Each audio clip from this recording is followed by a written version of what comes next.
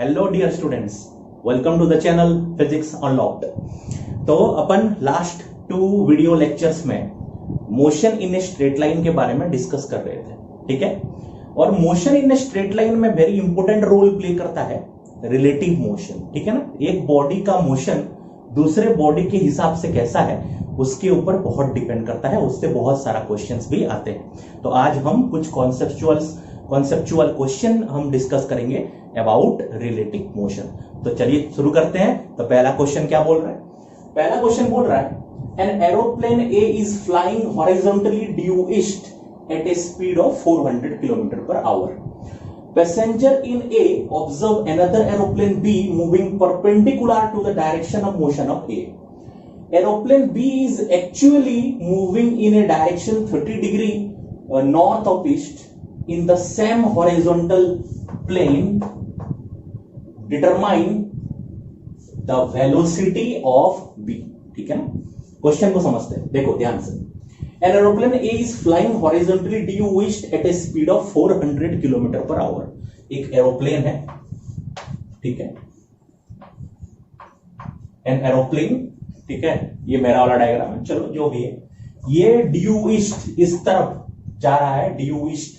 Obviously हम direction को ऐसे, तो डायरेक्शन को अगर इस तरह से हम एक प्लेन का डायरेक्शन को इस तरह से हम रिप्रेजेंट करेंगे तो इस तरफ प्लेन जा रहा है, ठीक है। Velocity of the A, plane A इस तरफ है और वो जा रहा है 400 km/h में। वो जा रहा है 400 km/h में जा रहा है। Passenger in A observe another plane B moving perpendicular to the direction of A. यहां पे इस प्लेन में कोई पैसेंजर बैठा है जिसको लगा कि और एक प्लेन जा रहा है जो कि A के हिसाब से परपेंडिकुलरली जा रहा है। Aeroplane B is actually moving in the direction of 30 degree north of east. 30 degree north of east इस तरफ। तो एक प्लेन दूसरा प्लेन यहां से इस तरफ और एक प्लेन इस तरफ जा रहा है। एक्चुअली इस तरफ जा रहा है। ये है वेलोसिटी ऑफ प्लेन बी। मान लेते हैं that is velocity of plane B. Excuse me, हाँ, 30 डिग्री नॉर्थ ऑफ ईस्ट। तो ये है आपका 30 डिग्री एंगल। ये एंगल हो गया 30 degree, okay. In the same horizontal plane, determine the velocity of B. Determine the velocity of B, okay. हमको passenger कहां पे बैठा है? ए में। तो ए के हिसाब से बी का वेलोसिटी कितना होगा? Velocity of B with respect to A कितना होगा? Velocity of B with respect to A कितना होगा? ये हमको जानना है, ठीक है ना। ये जानेंगे तब जाके हम भी निकाल पाएंगे, ठीक है। So velocity of B with respect to A, देखो इसका डायरेक्शन ऐसा है, इसका डायरेक्शन ऐसा है। Velocity of B with respect to A is equal to होगा velocity of B vector minus velocity of A vector, ठीक है ना। Velocity of B with respect to A is equal to VB vector minus VA vector होगा। Velocity of A with respect to B क्या होता? Velocity of A with respect to B क्या होता? Velocity of A vector minus velocity of B vector होता। तो velocity of B with respect to A vector हमको मिल गया VB minus वीए होगा, ओके। अभी देखो, अगर हम इसको वेक्टरियली रिप्रेजेंटेशन कर दें तो हम वीए बराबर वेलोसिटी ऑफ ए बराबर हम लिख सकते हैं 400 आई कैप, क्योंकि एक्स में उसका डायरेक्शन है। तो हम लिख सकते हैं 400 I cap metre per second, जो भी है। Velocity of A is equal to 400 I cap metre per second हमने लिख लिया। वीबी वेक्टर का हम, ये नॉर्थ ऑफ ईस्ट में है, इसका अगर 2 कंपोनेंट लेंगे, एक्स की तरफ और वाई की तरफ कंपोनेंट लेंगे तो वीबी कॉस 30 इधर हो जाएगा, वीबी कॉस 30 इधर हो जाएगा और इधर आ जाएगा वीबी साइन 30, इधर आ जाएगा वीबी साइन 30। इस तरफ जो डायरेक्शन होगा उसको हम लिख सकते हैं जे कैप और इस तरफ जो होगा यूनिट वेक्टर हम लिख सकते हैं आई कैप। तो हम लिखेंगे वीबी वेक्टर बराबर, हम लिख सकते हैं वीबी वेक्टर बराबर VB cos 30 I cap, VB cos 30 degree I cap plus VB sin 30 degree J cap, VB sin 30 degree J cap, सही है। दैट इज cos 30 का value √3/2, that is √3/2 VB I cap plus sin 30 का value 1/2, that is VB/2 J cap। तो हमको VB vector ये है, BA vector ये है। तो velocity of B with respect to A, क्योंकि ऑब्जर्वर कहां पे बैठा है, A पे बैठा है, वो B को देख रहा है, तो velocity of B with respect to A निकालना पड़ेगा। वो कितना हो जाएगा, दैट इज यहां पे लिख देता हूं, that is velocity of B with respect to A is equal to VB vector minus BA vector. तो क्या लिखेंगे, that is √3/2 VB I cap plus VB/2 J cap, VB/2 J cap minus A vector है 400 I cap, 400 I cap। इसको सजा के लिख देंगे तो velocity of B with respect to A बराबर I cap ना, तो √3/2 VB minus 400 I cap plus VB/2 J cap, √3/2 VB minus 400 I cap plus VB/2 J cap, सही है। तो हमने velocity of B with respect to A जानना है, हमने VA वेक्टर लिख दिया, VB वेक्टर को कंपोनेंट करके उसका वैल्यू लिख दिया, और हम जानते हैं velocity of B with respect to A is equal to VB vector minus BA vector होगा, तो उसी हिसाब से हमने ये लिख दिया।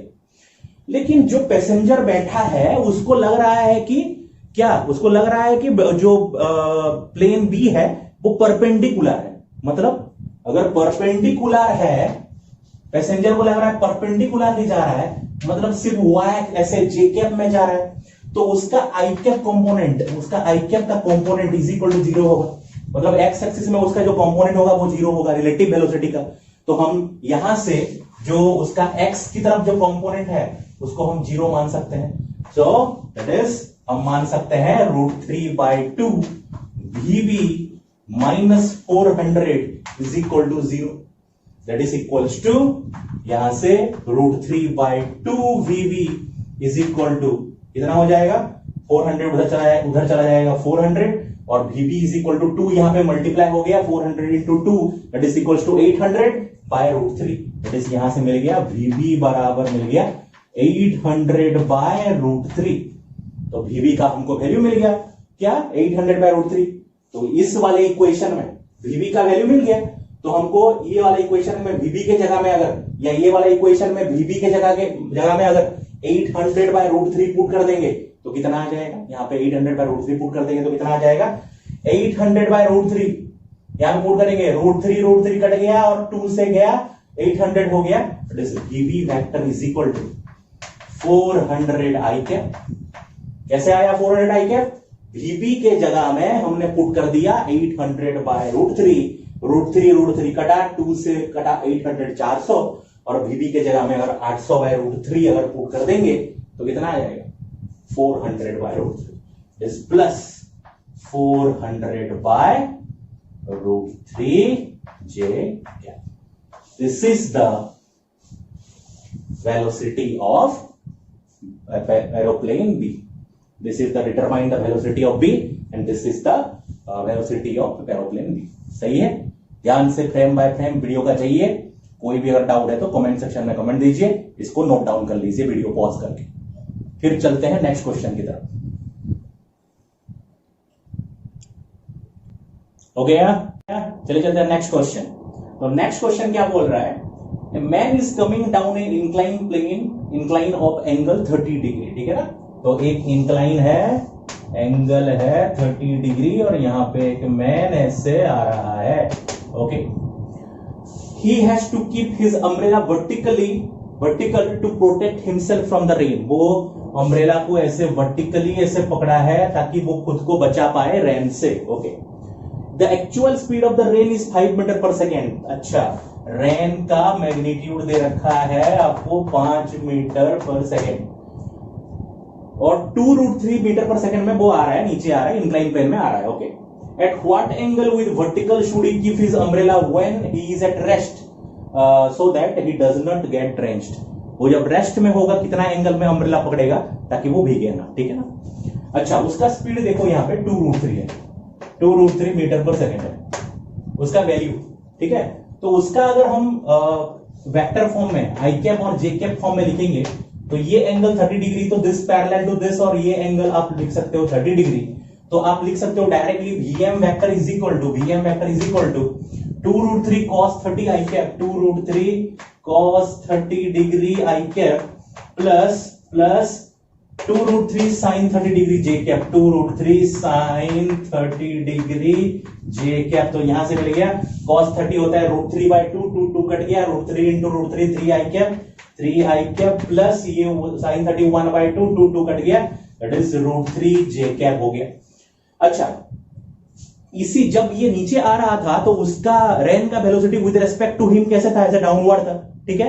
हम उसको मान लेते हैं x जे कैप, मान लो कि x जे कैप है उसका velocity of rain with respect to man हो गया x जे कैप हमने मान लिया। तो वेलोसिटी ऑफ रेन कितना होगा, क्या होगा, माइनस कर देंगे, that is velocity of rain vector is equal to, इसका देखो जे कैप है तो इसका 0 आई कैप है, 0 आई कैप से 0 से 3 गया, that is -3 I cap plus इसका x जे कैप है, जे कैप से J cap part, that is x minus √3 J cap. आगे V R vector is equal to इतना आ गया।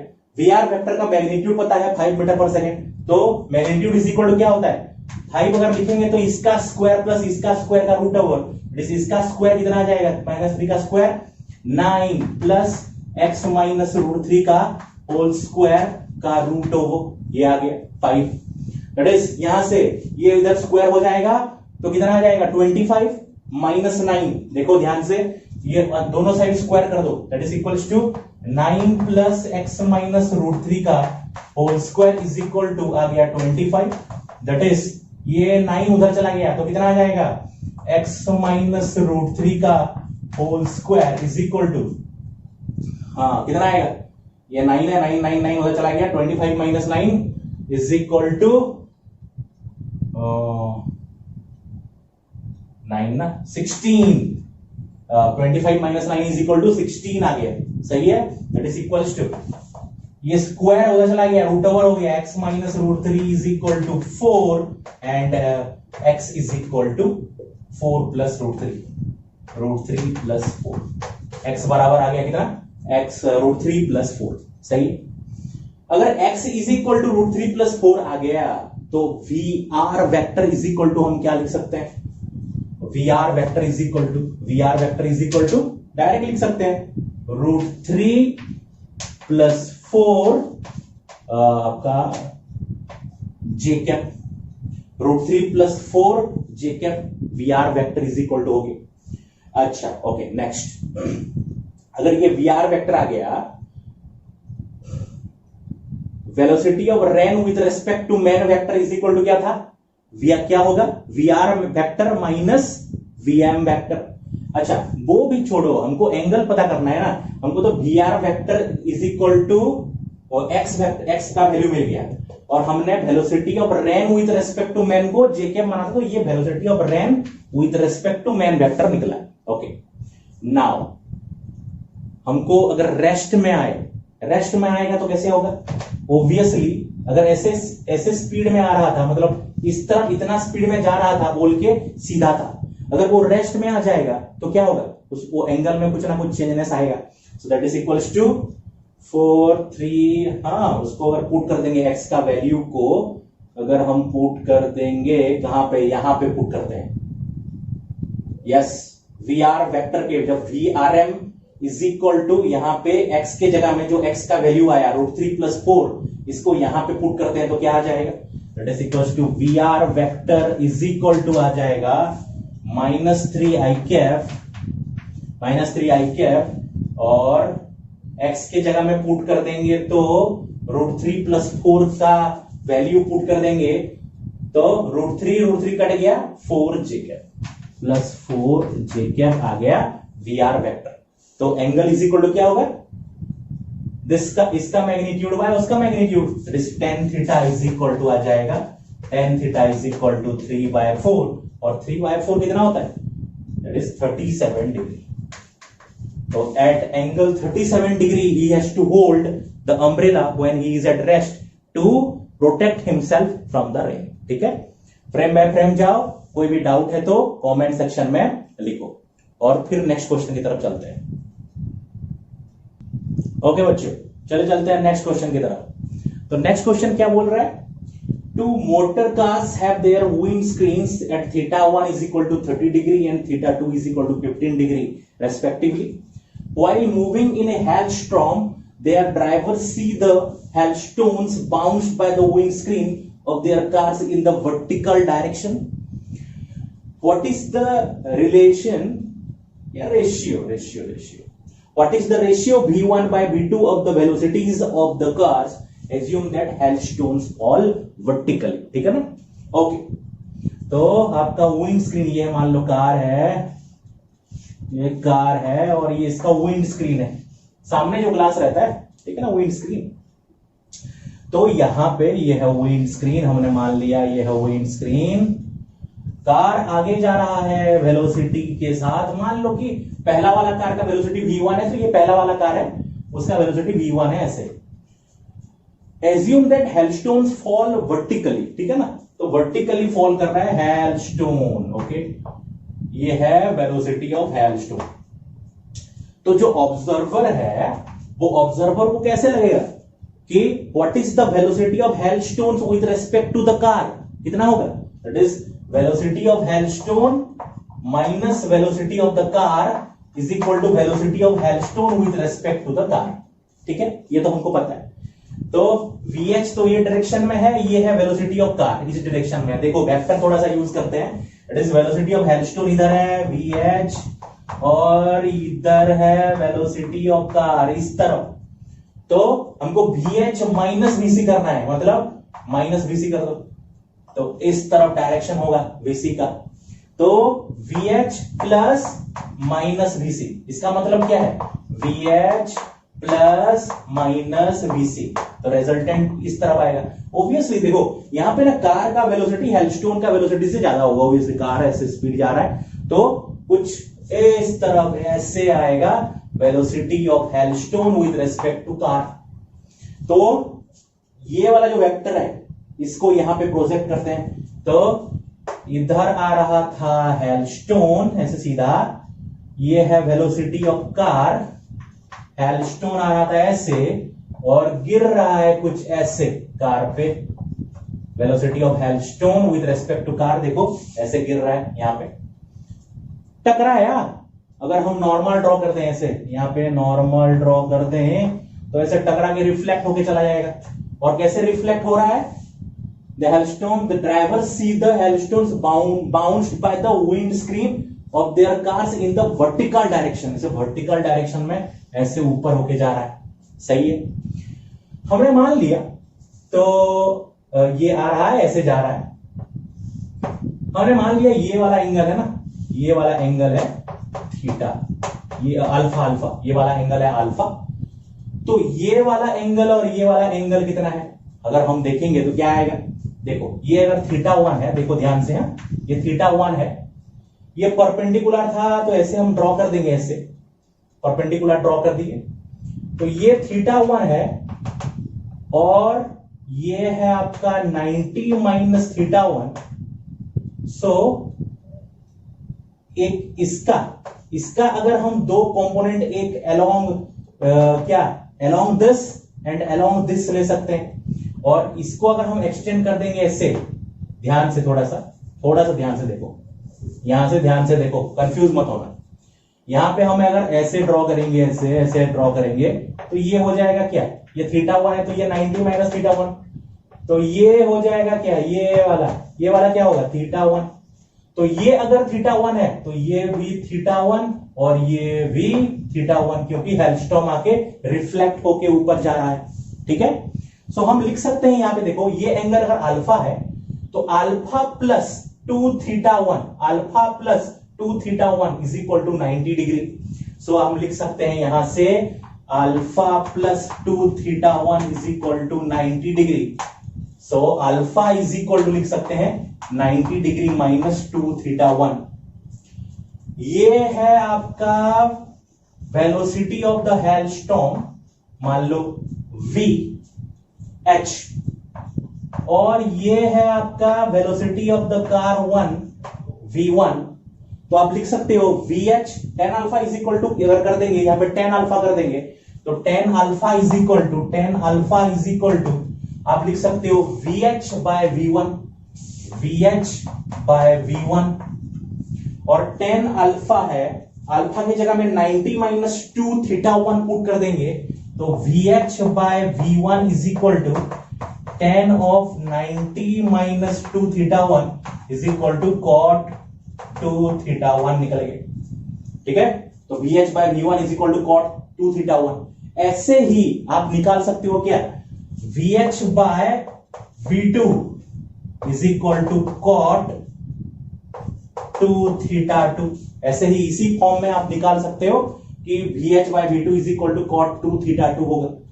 तो आपको क्या चाहिए, v1 बाय v2, तो क्या करोगे, दिस बाय दिस कर दो। इसको मान लो इक्वेशन 1, इसको मान लो इक्वेशन 2, तो v1 बाय v2 चाहिए तो आप करोगे क्या, दिस बाय दिस, जैसे इक्वेशन 2 बाय इक्वेशन 1, यहां पे कर देता हूं इक्वेशन 2 बाय इक्वेशन 1 अगर कर दोगे तो vh by v2 by vh by v1, तो vh कट गया, क्या आ गया, v1 by v2 is equal to vh by v2 by vh by v1, तो v1 ऊपर चला गया और vh कट गया, तो that is cot 2 theta 2 by cot 2 theta 1, cot 2 theta 2 by cot 2 theta 1। Theta 1 का वैल्यू दे रखा है 30 डिग्री और थीटा 2 का वैल्यू दे रखा है 15 डिग्री। अगर आप पुट कर दोगे तो आपका मिल जाएगा करीब करीब 3 मिल जाएगा इसका आंसर। ठीक है, तो आज जो भी क्वेश्चन कराया गया थोड़ा सा अच्छे से देखना, कोई भी डाउट है तो कमेंट करना। रिलेटिव वेलोसिटी का ये प्रॉब्लम थोड़ा सा अच्छे से पढ़ के जाना। नेक्स्ट लेक्चर में मोशन इन ए प्लेन में क्या क्या कॉन्सेप्चुअल क्वेश्चन है उसके बारे में अपन डिस्कस करेंगे। Thank you.